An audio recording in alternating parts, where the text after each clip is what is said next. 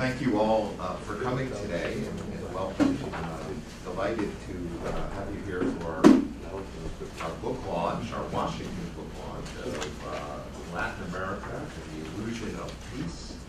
This is our latest IISS Adelphi book, and the author of the book is Professor David Harris. He is a professor of political science, adjunct professor at the Graduate School of International Relations and Pacific Studies at the University of California, San Diego. He is also a Baker Institute Scholar for Latin American Energy Studies at the James A. Baker III Institute for Public Policy at Rice University. He has a PhD from Harvard University. And you also have my comment on the book and Professor Maris's presentation, Michael Shifter. He is president of the Inter-American Dialogue. He also previously served as the organization's vice president for policy. He's an adjunct professor for Latin American Studies at Georgetown University School of Foreign Service, also a graduate of Harvard University. So we are also pleased to say we have copies of the book available if anyone's interested in purchasing it after the program.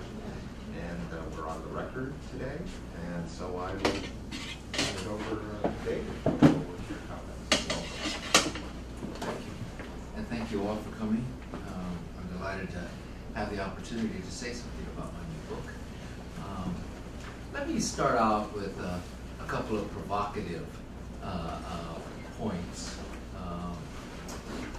In 2008, many of you are aware, the Colombian military crossed the border into Ecuador, eliminated a guerrilla camp that was in Ecuador, killed a number of people, including some foreigners, non-Ecuadorians, not Colombians. The Ecuadorians got very upset about this violation of their sovereignty. Venezuela jumped into the fray. For a few days, there was a great deal of tension. But if we jump forward just a little bit, the Nicaraguans sent a platoon on its border with Costa Rica, which doesn't have a military, doesn't have an army, it has a national police, but not an army, in order to undertake some operations that they thought that on their side, that they thought that the Costa Ricans might object to. Okay. When Paraguay was negotiating with Brazil about a new treaty over the distribution of electricity coming out of the Itaipu power plant, because the old treaty required that the two partners in the plant, whoever didn't use their electricity had to sell that extra electricity to the other at cost, which if you think about Brazil's economy, then you think about Paraguay's economy. It meant that Paraguay was selling about 90% of its share of electricity at cost to Brazil.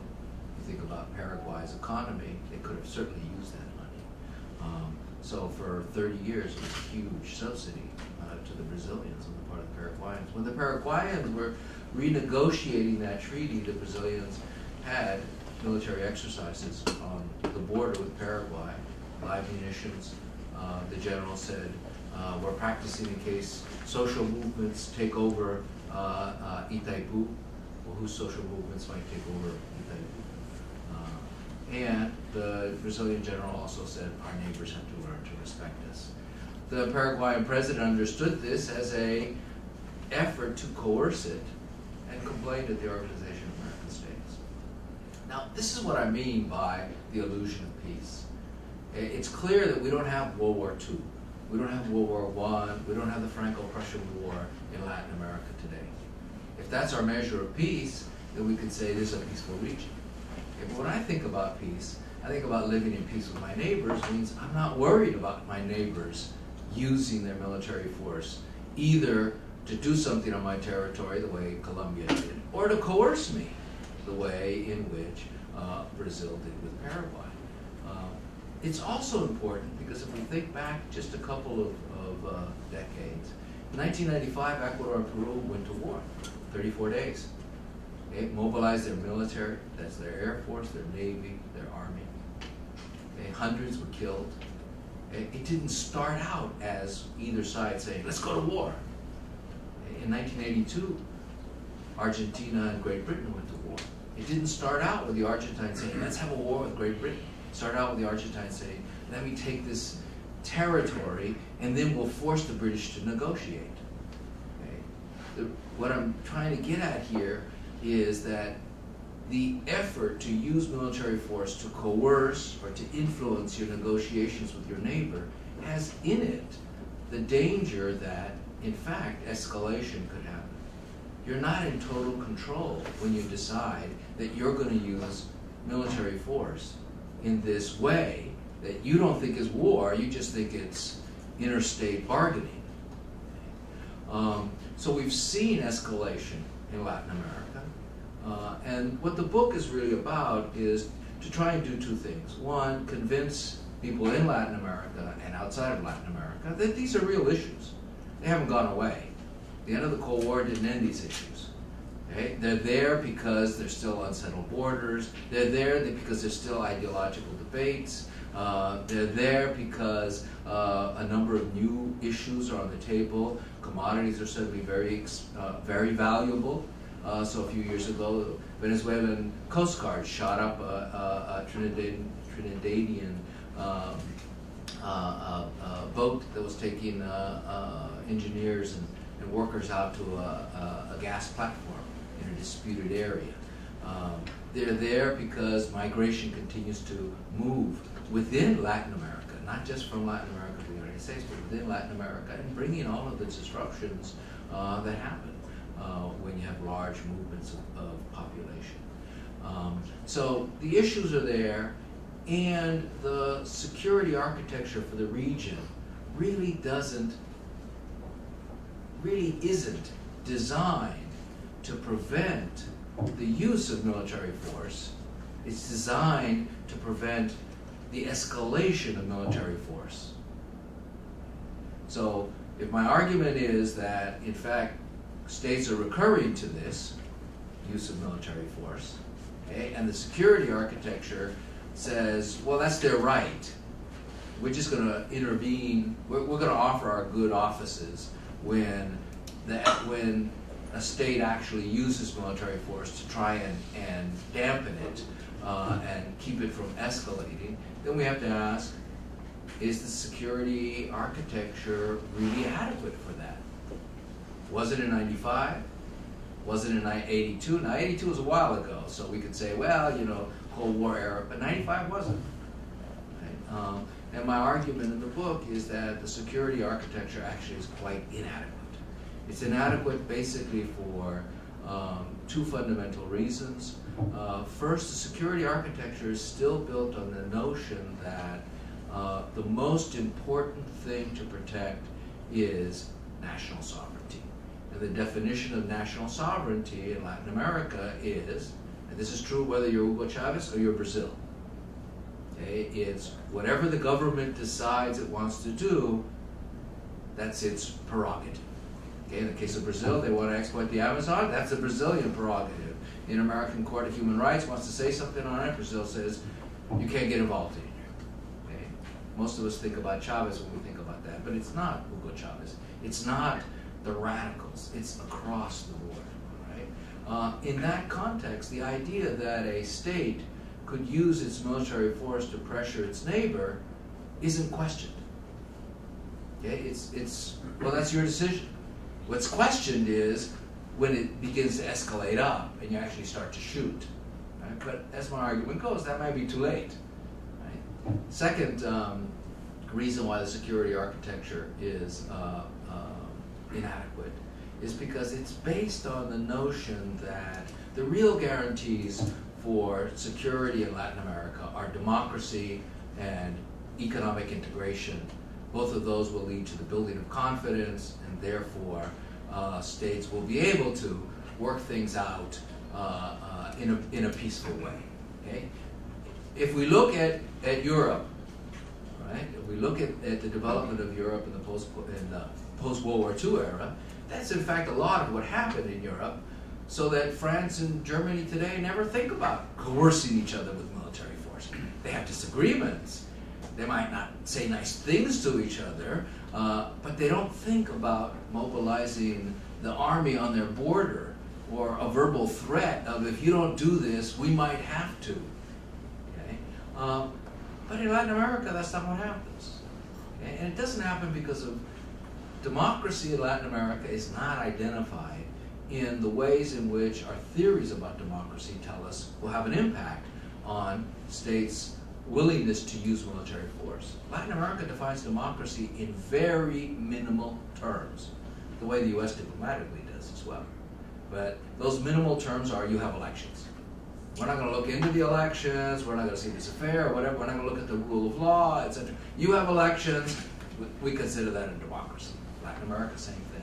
The problem is that the theories that tell us why democracy leads to non-use of military force don't depend on the minimum level. Those theories work when you have fully established democracies with the rule of law, with transparency, with competitive elections, etc. All of those things combine to make states more pacific. Second element, integration. Latin America has for decades talked a lot about the importance of economic integration, but when you actually look at the integration that's occurred in Latin America, again, if you look at the theories on how economic integration provides peaceful interactions, Latin America's a long way from there. Okay? It moves forward, it moves back. Okay? Not for war reasons, it moves back for economic reasons. Okay? It moves back because countries decide they don't want to be integrated. So if you're building your security architecture on the basis that democracy and economic integration are going to provide the kind of confidence in each other that you don't have to worry about either the use of force or the escalation of that use of force, then we have a real problem in Latin America. So what I've done in the book is called attention to that fact, and then offered some options for thinking about how we might actually build a better security architecture in the region. A security architecture in the region that will move in the direction of making the threat of the use of military force an illegitimate action on the part of states. It's just not acceptable for you to mobilize your troops against your neighbors. It's not acceptable for you to threaten to mobilize your troops against neighbors. You have disagreements? Fine, everybody has disagreements. The United States and Canada have a disagreement over some islands and maritime boundaries. But we don't mobilize against each other. We don't threaten to mobilize against each other. And I think if we really want Latin America to be a zone of peace, we have to move in that direction. We can't count on the good luck that the wars won't escalate. Won't escalate to small wars like 95 or big wars, because Latin America has had big wars. In the 20th century, Bolivia and Paraguay fought a long and bloody war. The war in '69 between Honduras and El Salvador, if you were to take the number of dead in El Salvador, okay, and take it as a percentage of its population, it would be the equivalent of around 32,000 U.S. dead. Now, if we lost 32,000 in an armed conflict, we wouldn't say, you know, this war wasn't of any consequence. So I don't like calling the '69 war the football war. It wasn't about football. It was about migration. It was about borders. It wasn't about football. It wasn't about soccer. That's the way outsiders looked at it. So in a nutshell, I think that we have a lot of work to do in the region if we really want to turn the region into a zone of peace. I think it's possible. I've tried to sketch out some paths in that direction. Thank you. Thank you, David. Michael. Thank you very much. Thank you for the invitation, Andrew, and it's a pleasure to be here. And David, it's great to be with you. And congratulations on this book. We were just commenting that we had a book, The Inter-American Dialogue, a couple of years ago that dealt with some of these security issues, and David had a very good chapter in that book, and this book really is quite provocative. The title is quite provocative as well, and I find myself in a sort of a curious position because I'm usually, when these debates and arguments come up, I find myself more in the David Mattis camp. That he's really pushed that camp to the limit in this provocative book. And I think the essential point, which I think I do share and subscribe to, is that there are real warning signs that that there are potential risks and dangers of interstate conflict. And all of the things that David points to in his book are real and shouldn't be ignored. And there is a tendency towards complacency, I think, which is challenged in this book, and I subscribe to that completely. I do want to underscore, just put slightly differently, what his thesis, which is that there aren't that things are basically pretty much under control in the region, but there is a risk that things can get out of control. And we've seen, he pointed out the Colombia, Ecuador incident in 2008, but then we have recently Nicaragua, Costa Rica. There are other examples as well. And there are lots of verbal back and forth. There are a lot of displays of force.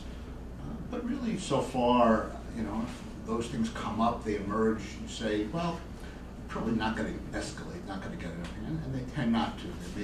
There are certainly costs to them, financial costs and human costs in some cases, but there is a sense that somehow they're going to be sort of under control and managed well. I do agree with David about the inadequacy of security architecture in the hemisphere today. I think that is true. Some of the newer regional arrangements, like UNASUR, I think, have yet to sort of establish any of those mechanisms to deal with security issues. But it's there, I would say it's a bit soon to tell. These are new organizations created a couple of years ago. There is a South American Defense Council. They are trying to discuss some of these questions, and I think we'll have to see on that. I think the verdict is still out on whether they will materialize. But certainly some of the great promises of the 1990s, the ministerial and the OAS and some of the American and all of these kind of regional mechanisms, I think have proved to be quite inadequate to deal with these questions. At the same time, there are other elements besides the security architecture which I think provide some grounds for optimism that these conflicts are going to be handled, not going to get out of hand, and they're going to be managed well. We do have a transformation in Latin America. The region is doing better in terms of reducing poverty, inequality. There's an expanding middle class. Brazil is a completely different actor than it was years ago. People have more stake in their societies. And that itself, I think, is an important element, I think, to guard against this things getting out of control. Doesn't mean necessarily that populations are more democratic, societies more democratic, perhaps not. But I think there is overall, and there's always a risk of generalizing, but there's a greater tendency. David talks a lot about ideology. Ideology certainly hasn't disappeared, and he points to many examples of that. But I think if you were going to compare the degree of importance of ideology today to a number of years ago, 5 years ago, I think it's gotten less important, and there's a much more sense of pragmatism that's taken over. And if you look at a lot of new leaders, like Juan Santos of Colombia and others as well, even Ollanta Humala in Peru, there's a much more greater move towards pragmatism. And while the security architecture may be deficient and inadequate to deal with some of these problems, there is kind of a broader transformation that's going on that I think is quite encouraging in Latin America. Having said that, one has to sort of also break down the region. There's Mexico, Central America, and there's South America, and they're very different Latin Americas and very different realities. And there in Central America particularly, there's, I think, really a lot of grounds for worry about the role of the military within those countries because of the rising crime. Honduras and El Salvador last year had the highest homicide rates in the world, according to the United Nations. Guatemala wasn't far behind, and that has led to public pressure and demands for the role of the military, understandably so. And if the military comes back again and plays a much stronger role in those countries, then there's the risk of interstate conflicts, and these things cannot be managed well, increases. So I'm more concerned about sort of what's happening in Central America and the role of the military within those countries and the possible ramifications for interstate conflict. And David deals, I think, very, very well. One of the great merits of this book is to look at the interaction, interplay between the domestic factors, political factors, and sort of the broader regional interstate factors. The other issue is in countries like Peru, which is an interesting case. You have a former military who is now the president of Peru, who's just about to complete his first year in office, Ollanta Humala, and you have a lot of conflicts over mining and natural resources, which is another issue that David highlights a lot in this book. And combined with the reduction of poverty, inequality, and a rising middle class means rising demands, expectations, and ability to organize. People have more resources to organize and press their demands against the government. And the governments really have relatively little capacity to respond. So here's somebody who's never been elected before to anything. Basically his entire career has been in the military. So far in the first year, things have gone reasonably well. But as these conflicts intensify, how is the government that he presides over really going to deal with it? What kind of strategies or models or approaches is he going to pursue to deal with that? I think that's a big question and could have broader implications for the region. I think what happens in a country like Peru. Similarly, in Guatemala, the president, the former general, Pérez Molina, as well. This is a country that has enormous problems. How is he going to deal with those internal problems, and what could that mean for the broader context? Let me just finish with 2 points. One is dramatic changes in Colombia and Venezuela in recent years. I think another thing to think about is whether Colombia, which is beginning to assume a more of an active role in South America, has made progress on the security front, has a complete dramatic shift in its foreign policy from the previous government of Uribe, whether there is at least sketching a path whether Colombia could play, as David tries to do, and sort of trying to recreate a more effective, successful security architecture, whether Colombia, having had the experience that it's had, having had the leadership that it's now showing, whether they might be in a position really to try to pursue some of the more new architectural forms that could be effective on the security issue.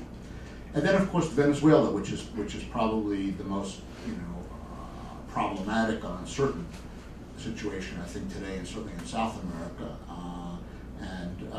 What could happen there, the role of the military, which has been extremely important during the Chavez period, the role of militias, a country that's very polarized, heavily armed, where there's just a lot of rancor, a lot of resentment, and tremendous uncertainty. That, to me, is going to be a very, very critical test for the region, for the rest of the region. How does one deal with that? I'm not sort of predicting violent scenarios, but one, I think, can't rule it out, and things, I think, this should be of great concern. And how will Brazil, Colombia, other actors in the region deal with this? My final point is on the United States, which is, David talks about the United States and its sort of decreasing influence or in the region, and its role of more being I think he has a title, preoccupied, right? Something like that in one of the chapters, which again is a real issue. And the United States has less capacity than it had to kind of shape, be engaged really productively in trying to find some of these paths and working with Latin Americans. I think there are real limitations there. And one of the issues is on drug policy, which came out in the last summer in the Americas, in Cartagena. We see governments, not only the Colombias and Guatemalas and Mexicos, but now Uruguay and other countries that are really taking stands saying, you know, we're really worried about this, and so we see some leadership on that issue as well. And part of the concern is the violence and the inability of police forces as they currently exist to really deal effectively with that violence, which leads to the question, could the military become more and more involved? And so we see that happening. We see that leadership taking place on the drug issue of looking for alternative options, policy options, and hopefully there will be some sort of work, serious policy work done from the region, and also hopefully the United States will be engaged in that process of trying to look for alternative approaches. I don't think anybody has a clear idea of what the option is, but I think there's a sense that what's currently in place is not really producing the best results for democracy and also for security concerns as well. So I think I'll leave it there, and thank you. Thank you both for those presentations. I'd like to, David, take the first question, if I could, and really just picking up on Michael's last few points, and then get your comment to this and perhaps anything else before we open the floor up. First is the role of Colombia. Do you share Michael's assessment that this could be a potential good news story in terms of the evolution of its role in the regional security? The challenge of Venezuela as well as he identified as probably the most vexing security concern for the region. And then third, the United States, and just fill out a little more, some of the points you made in your book about the decreasing influence. What do you think the United States can and should do, maybe even in the context of counter-narcotics and drug policy, as Mike laid out? Okay. Thank you for the comments.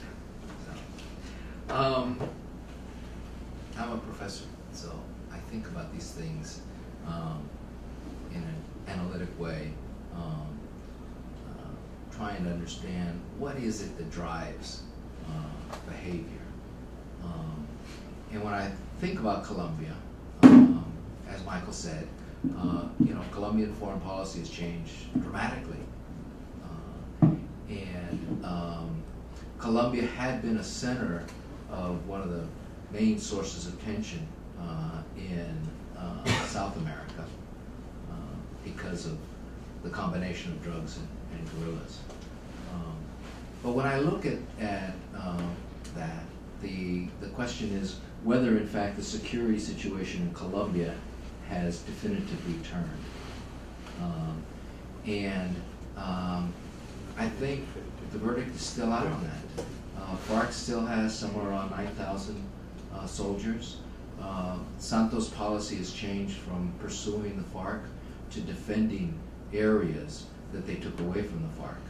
In fact, the Army's been complaining recently that they're now charged with defending private enterprise, oil companies in the region, or small towns, so they can't pursue FARC. And FARC's changed its tactics and has become much more decentralized. But the number of attacks by FARC this year has actually gone up. So if the security situation in Colombia doesn't dramatically change, I expect to see Santos' policy change and become back to more aggressive against FARC, because the Colombian people want security. They supported Uribe and they voted for Santos. Santos didn't say he was going to change Uribe's policy.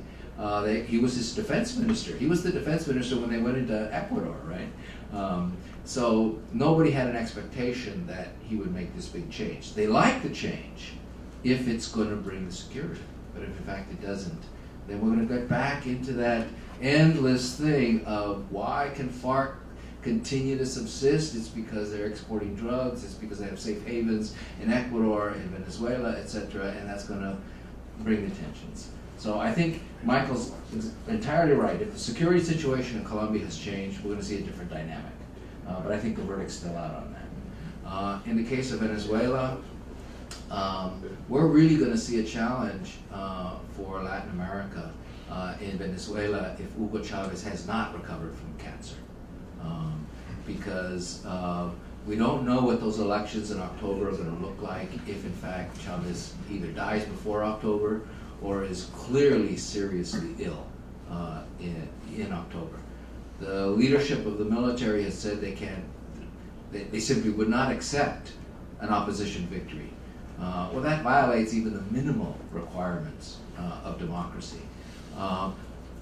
The scenario in which Venezuelan Chavistas could attempt to recoup with either without Chavez or Chavez is so ill that he might lose the election is to argue that the candidate, their only candidate, is not able to run in October because he's dead or really weak. So therefore, we have to postpone the elections. Well, the opposition is not going to want to postpone the elections. But the fact that they would say, we're not going to not have elections, we're going to postpone them, I think would actually divide Latin America. That a number of countries, the Bolivarian allies, are going to say, well, obviously, it's a big change. You got to give them time.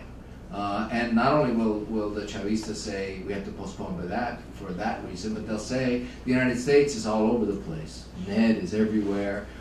They've been financing the opposition, so this really couldn't be a free election on the part of Venezuelans because the U.S. is just everywhere. And that will also resonate because clearly Ned is everywhere. Clearly the U.S. is everywhere.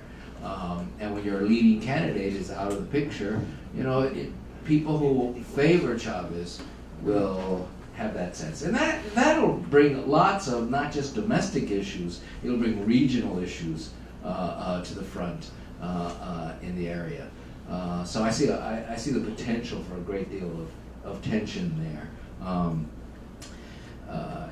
come October. And the thing to remember about Chavez is even if he wins in October, if he's really ill, the Venezuelan Constitution says if the president dies within the first 4 years of his 6-year term, you have to have a presidential election within 30 days. Okay? There is, according to the polls, there is no Chavista who could beat Capriles in an election. Only Chavez can beat Capriles. So if Chavez loses, and you've got to have, if Chavez wins and dies in December or March, and you've got to have an election in 30 days, opposition's likely to win. So we'll be back in the same place of what's going to happen. Let me finish off with the United States. As I look at the United States, and I look at the challenges the United States faces, fortunately for Latin America, fortunately for the United States, Latin America is not a big threat for the United States, not a big challenge for the United States. So that's the good part of it. But precisely because of that, it means that the U.S. has fewer resources to help restructure things in Latin America for good or bad. Now we have to recognize that sometimes when the United States gets involved in Latin America, it winds up creating more conflict than benefit. And Michael's entirely right. Drugs is probably the major point of disagreement between Latin America and the United States at this point. And Latin America is looking for an alternative. I don't think they've thought out well what the downsides of the alternatives are. I could be in favor of a European-style policy, but you have to recognize that the reason why those policies work in Europe is because they in fact have a social safety net for people who happen to run into problems because of their drug use. Latin America doesn't have that social safety net, so they have to think about how they're going to deal with that aspect of it. But the United States needs to work with Latin American countries to move forward. We've tried to work with Brazil on this. The Brazilians have their own reasons for wanting to work with us to a certain level. I talk about it in the book, but they don't want to go beyond that. And Brazil has its own challenges because Brazil wants to be like the United States. It wants to be a great power. What does that mean? It wants to have influence on the world stage. That means it can't get stuck in a quagmire inside South America. Try and mediate the disagreement between Bolivia and Chile about the outlet to the sea, and you're likely to be stuck for years in there. And one of the problems of the security architecture in Latin America is actually the moral hazard problem. The moral hazard problem is if you get insurance against risky behavior, the fact that you're not facing the full cost of your risky behavior is actually a stimulus to engage in a little bit of risky behavior. And that's what I argue in the book these militarized things are really about. It's trying to get attention. It's trying to get the other side to move on something. And if you think that it's not going to escalate out of control, well, you push. You push, you push, you push. And as long as the security architecture says, well, we're here to keep things from getting out of control, you push, you push, you push, right? But in fact, as I argued, the security architecture does fail at times. And 1995 was an instance of that. Ecuador pushing, pushing, pushing. Next thing we knew, we had a mini war. And in 1998, just before the peace treaty was signed, the Peruvian military was ready for an all-out war against Ecuador. It was President Fujimori who jerked on the military and said, no way. Now, we can think a lot about Fujimori's authoritarian tendencies and authoritarianism at the time, but fortunately, he had that kind of strength in 1998 to be able to stop the Peruvian military. He had to fire his defense minister because they were ready to go. Yeah, I agree. We're not on the verge of collapse. We're not on the verge of World War II in Latin America, and that's great. But I think we still have work to do. Okay, the floor is open. If when I call on you, you could identify yourself by name and affiliation. Sir. Yes, I'm Paul Pacheco. I'm the head of the political section of the Brazilian Embassy.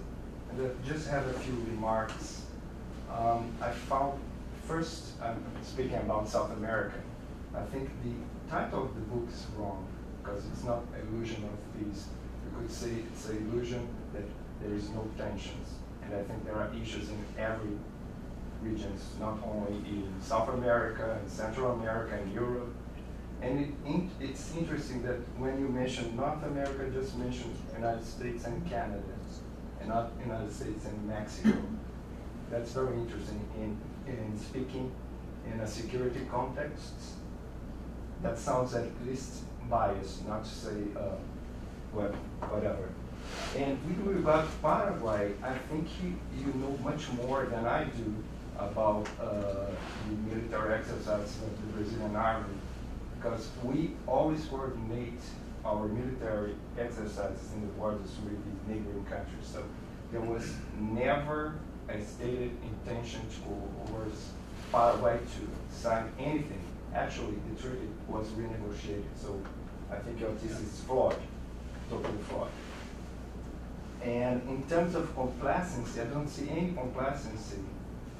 Yesterday, on the margins of the Rio +20 with more than 100 heads of states, the heads of states of South America, they got together to discuss the situation in Paraguay. So I really don't think there is any complacency in South America with regards to security in general. And fourth, you mentioned transparency. It's interesting that the United States chose Brazil to be his partner in the Open Government Partnership Initiative that was launched last year in the margins of the General Assembly. So I think your book needs some updating. And before you, perhaps for the next edition. Okay. And perhaps you should consult with the people that deal with the matters before you. Actually, there's another point. Brazil doesn't want to be like the United States. Okay. There's a difference here between diplomacy, okay, and the analysis by an outsider to diplomacy. All right. Let's go one by one. Peace and tensions. All right. There are tensions between France and Germany. There are tensions between the Netherlands and Germany.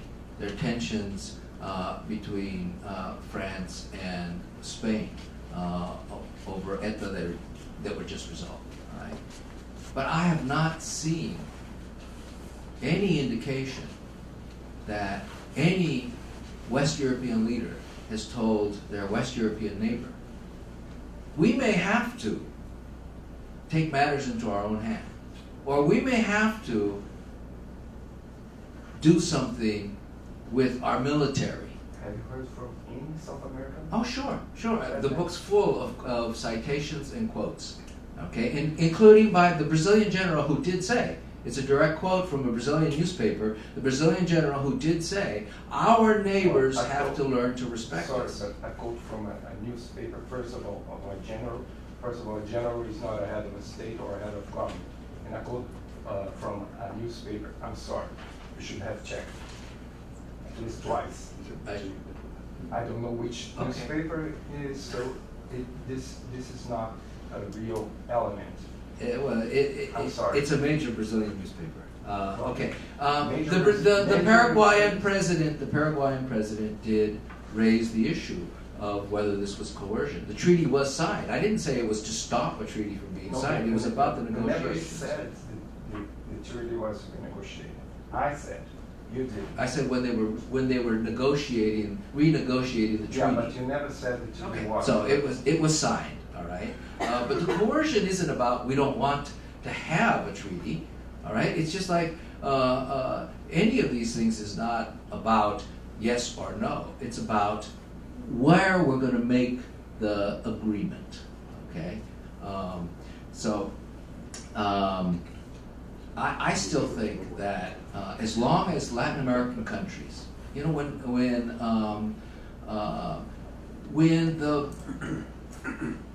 when the Bolivians riot in the streets because the president wants to export gas through Chile, right? Not sell the gas to Chile, just export it through Chile. And the Bolivians riot in the streets and overthrow a president. And then the new president, when a Bolivian soldier, by mistake, crosses the border and winds up in Chile, and the Chileans arrest him, they disarm him, and they send him home. The Chileans don't make any big deal out of it. But he goes home, and then the Bolivian president makes a big news conference, claims he was abused by the Chileans, and awards him a medal. I mean, that doesn't make sense in a context where, you know, you're living at peace with your neighbor. Okay, and why does that matter? It matters for the same reasons that 95 matters. The Ecuadorians did not start in 95 saying, let's have a war with the Peruvians.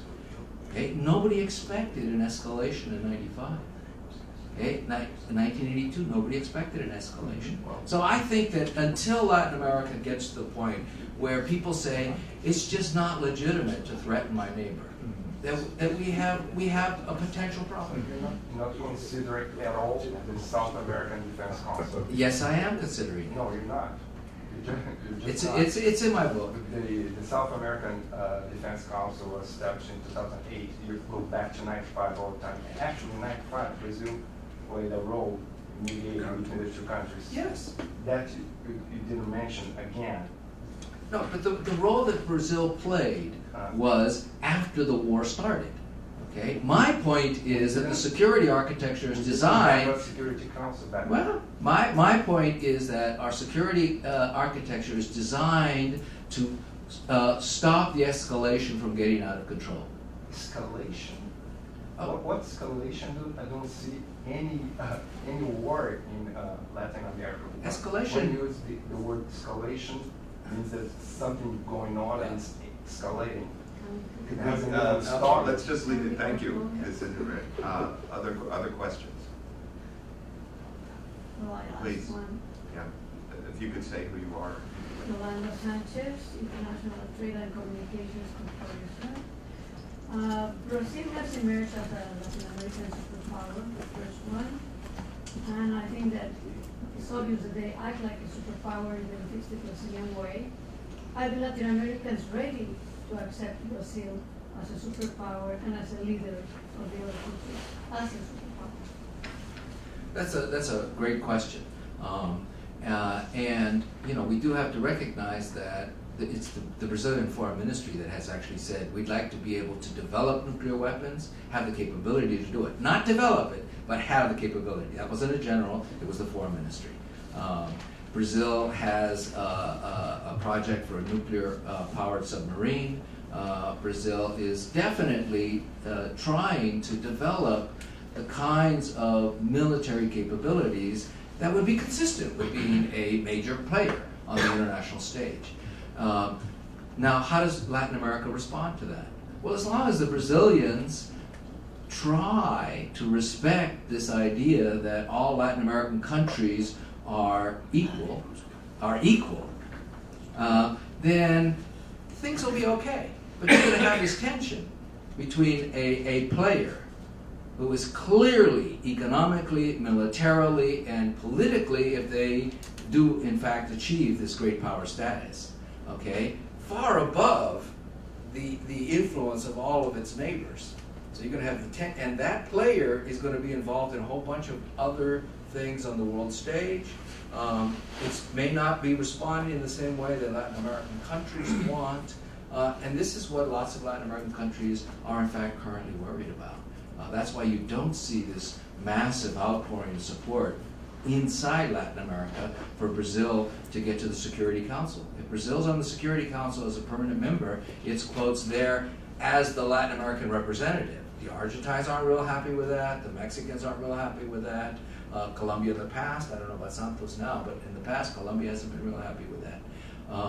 So we would hope that the Brazilians, as they move forward, as they are moving forward, that the Brazilians will be able to work with their Latin American neighbors, but they're going to face challenges in that relationship. So I don't see a widespread Latin American recognition of Brazil's leadership. It's in the very nature of what sovereignty means for Latin American countries. Sovereignty means I make my decisions. You can't tell me what to do. You can help me make my decisions in the way I want to make them, but you can't tell me to make them in a different way. And Brazil's had its problems with Brazilian foreign investors, even state-owned companies being nationalized in other countries. Paraguay, there are a lot of land invasions in Paraguay against properties that are owned by Brazilians, because Brazilian soybean producers are now moving into Paraguay, and Paraguayans don't like it. And it does lead to tensions between Paraguay and Brazil that even the foreign ministry has to get involved in. Because the Brazilians say the Paraguayan government has to do something about these land invasions. And these invasions could turn violent. Last week, 17 people died in a land invasion in Paraguay. Fortunately, none of them were Brazilian, but they could be Brazilian, because the Brazilians are owning more and more property in Paraguay. So these are the kinds of tensions that have to be worked out. And I think we have a greater chance of working them out in more responsible ways if our security architecture moves forward as well. Yes, please. Hi, I'm Mariana Lopez Avila with Partners of the Americas. I would like to move up north, and I would like to know what your recommendations will be for the drug policy in Mexico and in Central America. You know, my understanding of drug policy, it's at least in Mexico, is that it's very militarized. It's not a holistic approach, and as much as Calderon might try to make it look holistic, it's not working. You know, you don't have a society that it's a civil society and it's engaging. So I would like to know, what do you think, will be a security framework within the context of Mexico today that could help improve, and more so with the change of presidency coming up in July? Mexico's stuck, all right? And it's stuck because the United States is not only the source of demand, but the United States is the source of money. Okay, so even if we stop the flow of arms from the U.S. to Mexico, as long as that money flows, the Mexican drug cartels will buy their arms in Central America or elsewhere in the world market. So the supply of weapons will not dry up as long as the money flows. Now for Mexico, I don't see it so much as the drug problem for Mexico as the violence problem. If you think about the United States and Europe, there are lots of drugs in the U.S. and Europe, but they don't have those levels of violence. So the issue is, how do you cut down on that level of violence? Unfortunately, at this point in time, the drug trafficking organizations are so well armed and have so much cash that it makes it really difficult for you to have a strategy that wouldn't include a punitive side on the part of the state. Every time civil society tries to get together and push on this, You know, you've got the reporters who were reporting on the cartel's movements. You've got these Twitters who were tweeting, and what happened? Their heads wind up somewhere. Okay, so how do you stop that? The state's got to increase its police capacity. That's a longer-term issue. That means that the military still has to be involved. You're right. It has to be a holistic approach, but you can't give up on the military side until the cartels are weak enough that the cartels will say what the cartels say, not the Mexican cartels, but what the U.S. drug gangs say in Los Angeles, Miami, or Washington. We're going to sell drugs, but let's not be violent. If we're violent, we're going to get not only caught, we're going to get severely punished. So let's not engage in violence. We'll just sell our drugs. That's what you want the Mexican drug traffickers to decide. It's just not worth it to engage in violence. We'll sell our drugs, we'll be quiet. As long as the U.S. has a demand for drugs, those drugs are going to come through Mexico. You know, so there's not much Mexico can do about that. Okay? But it can do something about the level of violence. But unfortunately, that does require continuing with the military side of it. But what about the next step that Mike said from the NewsHour, that Michael's organization put on panels a couple of months ago about legalization? Yeah. If Latin America legalizes and the U.S. doesn't legalize, the money's still there, because the money for the drug cartels doesn't come from Latin America. The money for the drug cartels comes from the United States. If the United States legalized it, okay, and then we dealt with it the way the Europeans deal with it as a public health problem, that would make a huge difference. That would make a huge difference if we legalized it. But I don't see the United States legalizing it. So within that context, Latin America, particularly Mexico and Central America, have to figure out how do we deal with the violence that's happening right now. And you know, you're right. It has to be a holistic strategy, but we can't ignore the fact that, unfortunately, in that holistic strategy, you're still going to need firepower against those drug trafficking organizations. Well, I would just, if I could just add to that, I mean, I think David's right, and I would also just underscore the success in Colombia. Talking about the Colombia is not that they reduced the drug trade; it's that they reduced violence. So the distinction between the drug issue and violence, I think, is very relevant in Colombia. The drug trade is very strong in Colombia today. Violence, at least if you compare it today to 10 years ago, I mean, it depends always what you compare it to, David. If you compare it to a year ago, you could say, but you compare it to 10 years ago, it's gone down dramatically. The drug trade is still very, very strong in Colombia. I think that the only comment I have on what David said is that I think it's not just legalization or not legalization. In the session that you referred to, Michael, there was a lot of other options there. And one shouldn't just say, okay, let's just focus on violence and not deal with the drug policy when there are other possibilities short of legalization. It's true, legalization won't happen here, and so therefore that shouldn't be the end of the discussion. That should be the beginning of a serious discussion to look at other options that are not legalization, but that are certainly not what we have today. And that, I think, is what we have to focus on. Hopefully, the United States will be prepared to engage in that discussion. Yeah, and we could make a distinction among drugs because most of the arrests in the United States are for marijuana. We put a huge amount of money into combating marijuana, and we could either decriminalize or legalize marijuana and use all of those resources to go after the other things, and therefore maybe have a bigger impact on the other products. We do have to remember that the United States is a major producer of illegal drugs, and or a major trafficker of illegal drugs, both domestically, well, less so internationally, but we do export some illegal drugs. Stanley Colbert, could you clarify what you mean by security architecture? Because you've been using Europe, but force has been threatened and used in Europe and the Balkans with NATO and responsibility to protect. This is an emerging concept using regional organizations. Is that what you are referring to?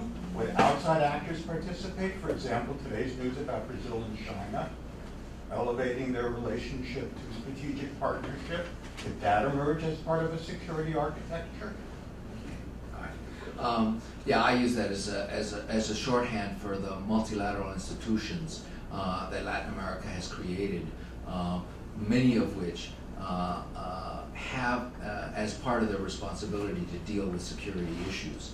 I tried to always say Western Europe when I was talking about Europe, because I do recognize that there was a war in the Balkans, right?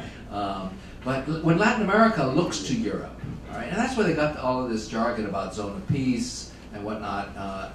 Every Latin American that writes about security in Latin America always looks at the West European experience and says, well, we must be like them, or we're in fact even better because we don't have any of the wars that they had, those big bloody wars. So security architecture means the OAS, okay? It means UNASUR. I do talk about UNASUR in the book. It means even Mercosur talks about security, but if you look at the way in which they talk about security in Mercosur, it's about the defense of democracy. So there's very little military side to that. So I'm not talking about a military alliance like NATO. That's just not going to happen in Latin America. Latin America doesn't see a need for that, and I would agree. I don't think there is a need for a Latin American NATO. It won't be a security architecture in which outsiders have much of a role on the security side, because Latin Americans are very concerned about outsiders telling them what to do. They're concerned about each other telling them what to do, much more so outsiders. So that China, Brazil, that's directed outside of the Western Hemisphere. It's directed outside. It's part of Brazil's perspective that it should be a player on the world stage.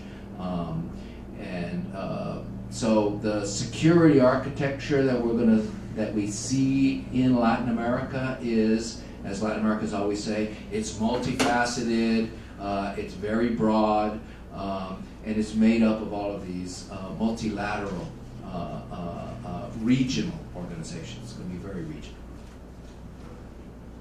Any questions? Yes. Chris Darnton, Catholic University. I think one of the strengths of the book is that you distinguish between the really low-level disputes and then a second question, which is the prospects for escalation. And I very much buy your pessimism that the low-level disputes are not going away unless we develop some kind of regional identity. But I'm not sure that I fully buy the second point, which is that the prospect for escalation is widespread and just around the corner in very many of these conflicts. To follow up on Mr. Schitter's point about how heterogeneous the region is by sub-region, I think one thing to think about is that the disputes that you list in some of the tables in the book are quite heterogeneous themselves, and I'm not sure that they all have essentially the same prior probability of escalation. We've got the territorial conflicts, you've got the ideological conflicts, border disputes, issues of a landless migrant from Brazil winding up in Paraguay and possibly getting killed there. So I think there may be some apples and oranges going on there. So think about, are some of these categories of disputes at higher risk than others? Because when you start out the book with the vignette about the Colombians chasing the FARC the Colombian military chasing the FARC into Ecuador, I'm not sure that really represents the broader class of Latin American conflicts. That may be kind of an outlier. Peru and Ecuador may be a bit of an outlier. The Malvinas clearly is. So there may be a few cases where there's a really strong risk of escalation, but I'm not sure most of the others apply. So if you could just discuss some of the distinctions there. Thank you.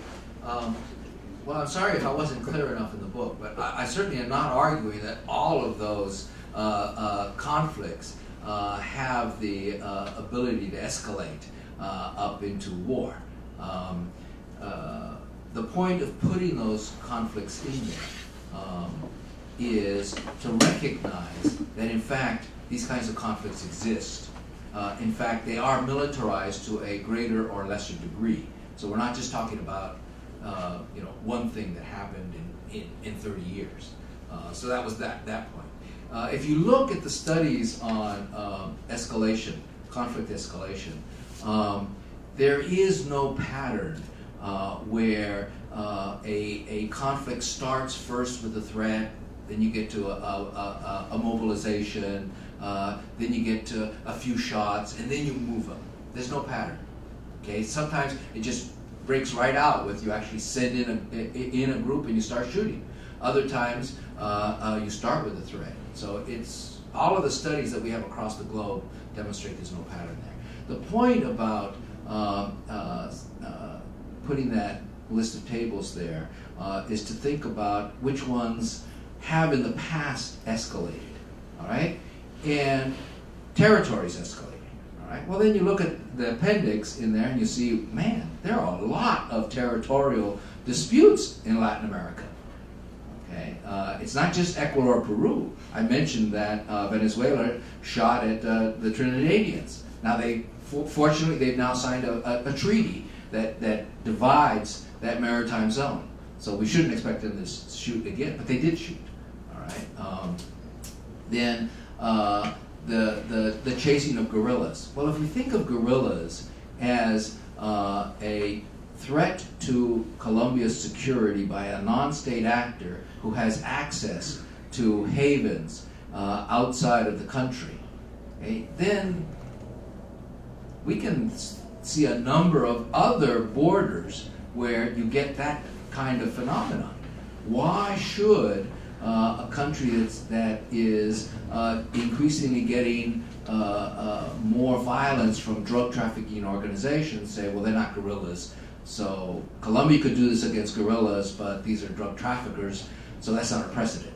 You know, the dangerous thing about Colombia, okay, is Colombia never said, I was wrong to do that. The United States never said, Colombia was wrong to do that. Colombia said, well, gee, I won't do it again. Well, sure, as long as you don't need to, you won't do it again. But that's the issue when you think about that. If you think about the '69 war with between Honduras and El Salvador, the dominant issue there was migration. Okay, if you think about the part of the reason why the Venezuelans shot at the Trinidadians was about commodities. Okay, because that's natural gas fields. So you know, you start looking across the way and you see that people actually could militarize for a variety of reasons. I don't want to postulate, I don't want to bet on which ones they're going to do it on and which ones they're not going to do it on, because in the past they've done it on all of them. I just want to know, how can we minimize the chances that we're going to get there? How can we as Latin America be much more like Western Europe? That's where Latin America says it wants to go in the security realm, is like Western Europe. I think the first thing we have to do is recognize the illegitimacy of using military force against those who are in our own community. Not the economic realm, that's Did you want to make No, okay, good. Well, look, thank you for this. We've run out the hour. David, this is a provocative, original work. It really speaks to the best tradition of our books at the IISS because it's an original contribution to a critical matter of strategic importance in Latin America. As you know, we do a lot on regional security matters, both in terms of our publications and research, and also what we've done in Asia with the Shangri-La Dialogue and the Manama Dialogue in the Middle East to make apparent diplomatic contributions, as we like to say, to regional security. And I think your book is a step in helping us understand how that can be approached in Latin America. And I'd also mention some of the other work we've been doing in this area. We've talked a bit about the Colombian excursion into Ecuador. I would refer to our dossier on the FARC files and the recent discussion we had on counter-narcotics policy with a recent book by Nigel Inkster and Virginia Connolly that gets into some of these issues. Your book is the latest and also a critically significant contribution in this area. So thank you for the book and thank you for your presentation today. Michael, same to you. Appreciate you coming in here.